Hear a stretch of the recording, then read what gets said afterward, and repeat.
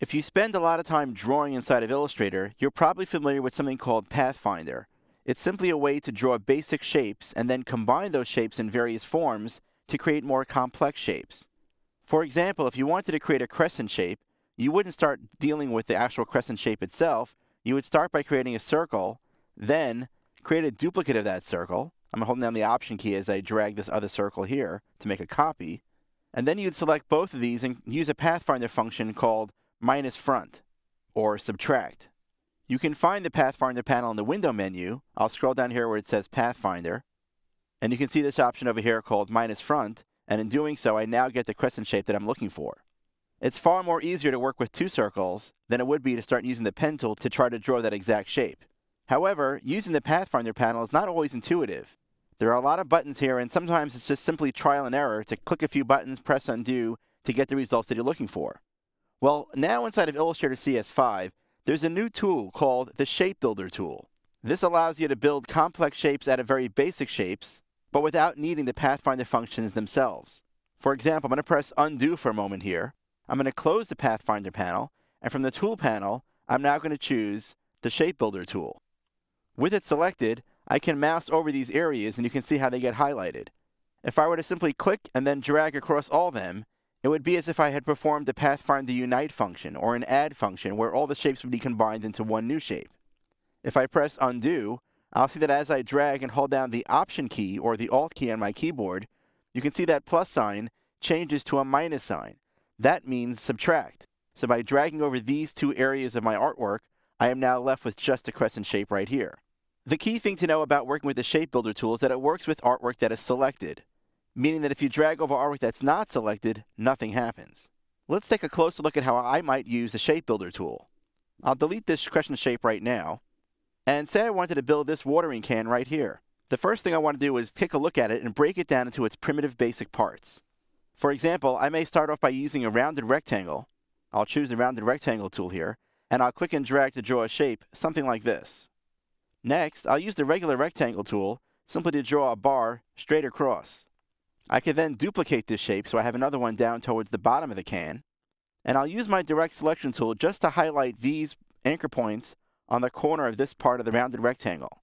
I'll use the arrow keys on my keyboard just to tap a few times to move it over to the right, and I'll do the same thing over here on the reverse for this side. Next, I'm going to use my ellipse tool to create the handle for the watering can. I'll hold down my Option key and the Shift key. Option key allows me to draw out from the center. The Shift key constrains it to a perfect circle, and I'll click and drag to get a shape like this.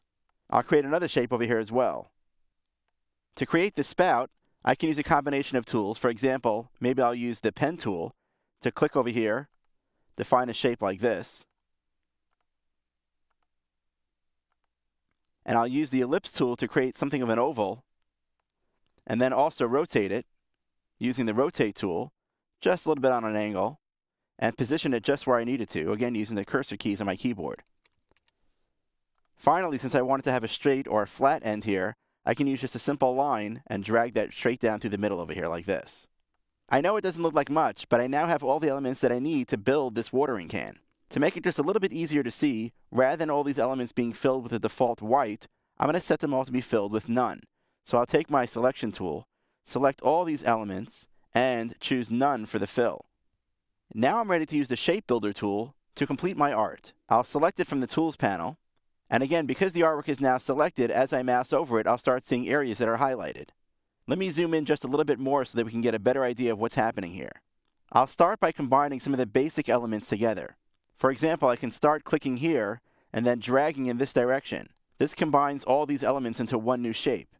I can do the same thing by clicking and dragging here as well. And I can combine these areas into one shape. Now, I'd like to actually remove this area from that particular shape. So I'm going to hold down my Option key or the Alt key on Windows and click and drag straight through the middle. I can do the same thing here as well. Click and drag right through here to delete all those areas. I'm going to combine these together, combine these shapes together, hold down the Option key or the Alt key on Windows to remove this part of the shape, and then click and drag to combine these together. Now I have two lines that are sticking out here. I can simply delete those by holding down the Option key or the Alt key on Windows to just click on these two segments to remove them. As a finishing touch, I'll just connect these two areas here to complete the loop. And there you have it. With a few clicks and drags of the mouse, I was able to build a shape out of very basic components. More importantly, I didn't need to worry about which Pathfinder functions to use. I simply used one tool to make all that happen.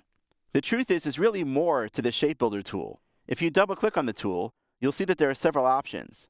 One of them is called Gap Detection. If you're familiar with the Live Paint feature inside of Illustrator, you'll find that the Shape Builder tool works in a similar fashion. Turning Gap Detection on will allow the Shape Builder tool to treat open areas that are very, very small as if they were actually closed. More importantly, if you turn on this Cursor Swatch Preview option, you'll find that when you click OK, you'll see these little boxes that appear on top of your cursor. Again, this works very similar to the way that Live Paint works inside of Illustrator, where I can use the arrow keys on my keyboard to toggle between different colors that are in my swatches panel. In doing so, I can combine shapes and color them all at one time. So give the new Shape Builder tool inside of Illustrator CS5 a try. If you draw a lot of objects inside of Illustrator and you're constantly building shapes, it will surely become your best friend.